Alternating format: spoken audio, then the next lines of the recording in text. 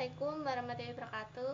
Perkenalkan, nama saya Linda Yuniarti dari kelas 11 MIPA 4, nomor absen 13. Di sini saya akan mempraktikkan difusi dan osmosis dari kopi dan tomat.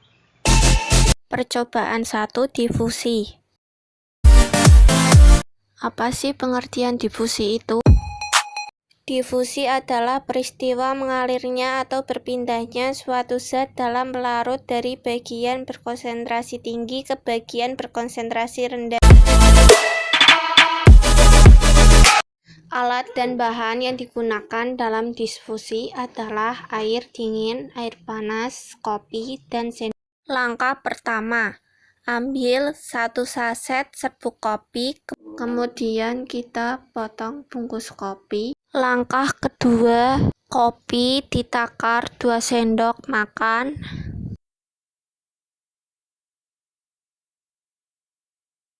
Lalu tuangkan serbuk kopi ke dalam gelas yang berisi air dingin.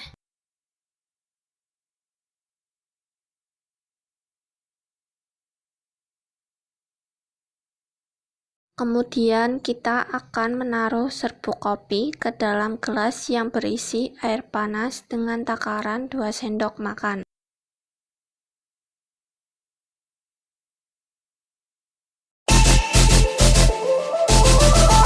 Kopi yang dicampur dengan air dingin dan kopi yang dicampur air panas memiliki karakteristik yang berbeda, di mana kopi dengan air panas akan mudah terlarut, sedangkan dengan air dingin tidak terlarut dan menghasilkan endapan.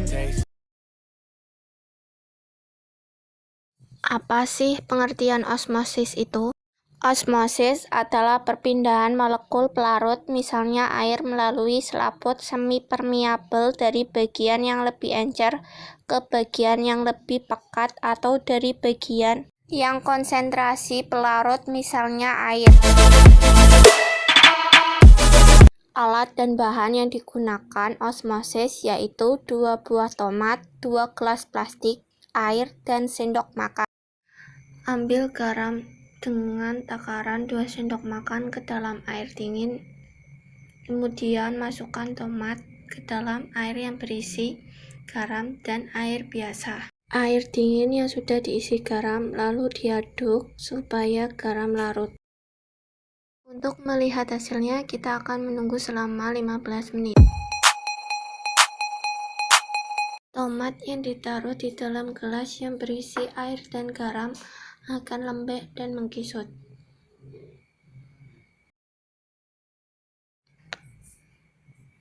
Kemudian kita akan mengambil tomat di dalam air biasa. Hasilnya keras dan tidak lembek. Kenapa tomat yang terendam dalam air garam menjadi lembut dan kisut? Karena molekul air yang terdapat pada tomat ini berpindah ke pelarutnya, yaitu air dan garam. Kenapa hal ini bisa terjadi? Hal ini terjadi karena adanya tekanan osmosis, di mana molekul air yang terdapat pada tomat ini daya konsentrasinya lebih rendah dibandingkan dengan air plus garam yang sebagai pelarutnya. Jadi molekul air yang memiliki daya konsentrasi rendah akan berpindah ke molekul air yang memiliki daya konsentrasi yang lebih tinggi.